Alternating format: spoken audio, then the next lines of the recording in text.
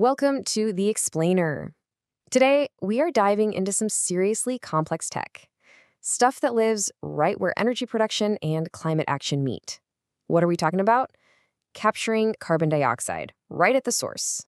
So let's kick things off with a question that might sound, well, a little weird. Can an oil well actually help reduce emissions? I know, it sounds totally counterintuitive, right?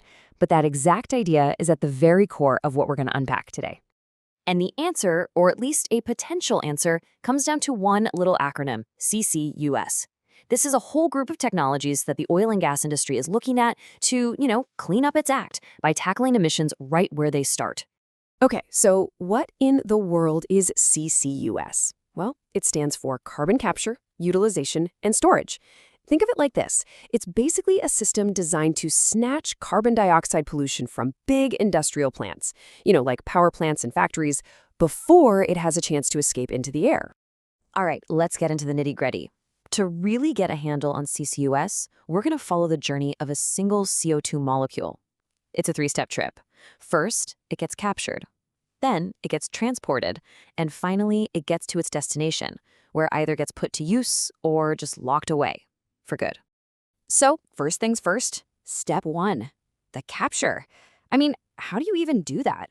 How do you catch an invisible gas like CO2 as it's pouring out of a smokestack? Well, turns out there are some pretty clever ways to do it. The easiest way to think about it is like a super advanced filter. You've got these different methods, things like absorption, adsorption, or using special membranes that basically work to pick out just the CO2 molecules from everything else in the exhaust. They separate it and concentrate it into a pure stream. Okay, so you've nabbed all this CO2. Now what? You can't just leave it piled up at the factory door, right? And that brings us to step two, the journey. We've got to get this captured carbon from point A, the plant, all the way to point B, its final home. And we're talking about huge, massive amounts of CO2 here. So for that kind of scale, the best way to move it is through dedicated pipelines. Yep, just like the ones we use for natural gas. But here's a cool little detail. You can't just pump it through as a regular gas. To make it move efficiently, the CO2 gets squeezed, really compressed, until it turns into something called a dense phase. It's this weird state where it's not quite a liquid, not quite a gas, but it flows really easily, which is perfect for shipping it long distance. And that leads us to the grand finale of our molecules adventure. It's been captured, it's been transported, and now it's standing at a fork in the road. It has two possible destinies. It's either going to be utilized or it's going to be stored. So let's break down those two paths. Utilization means we're putting that CO2 to work. The most common job for it is something called enhanced oil recovery. Then you have storage, which is exactly what it sounds like. Its journey is done. It gets injected way down deep underground, and the whole point is just to lock it away so it never, ever gets into the atmosphere. All right, let's zoom in on that first path, utilization, specifically enhanced oil recovery. It's pretty straightforward. You take that captured CO2, pump it down into old oil wells, and it acts like a pressure washer, helping to push out stubborn pockets of oil that were too hard to get to before. So what's the end result? Well, here's the kicker. According to the International Energy Agency, when you use this process with man-made captured CO2, the oil you get out can have a net emissions footprint that's as much as 63% lower per barrel. That's a pretty big deal. And here's the crucial point. This isn't just a trick to get more oil. The CO2 you pump down there doesn't just vanish.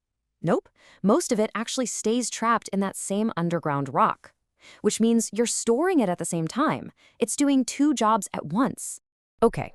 But what if you don't want to use the CO2 for anything? What if the only goal is to get rid of it? Well, that takes us down that second path, dedicated geological storage. To do this, scientists basically go hunting for perfect underground containers. They're looking for very specific types of rock formations, deep, deep down. Things like old, empty oil and gas fields. Hey, we know those can hold stuff for millions of years. Or deep, spongy rock layers filled with salt water, and even coal seams that are way too deep to ever mine.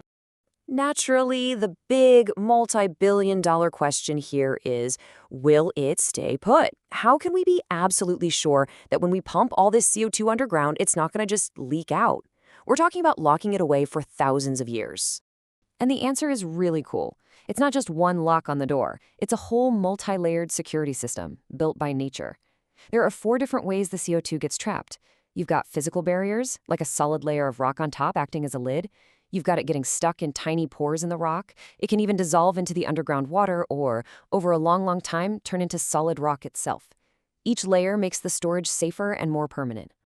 So all of this brings us full circle. CCUS is without a doubt a powerful set of tools for cutting industrial emissions.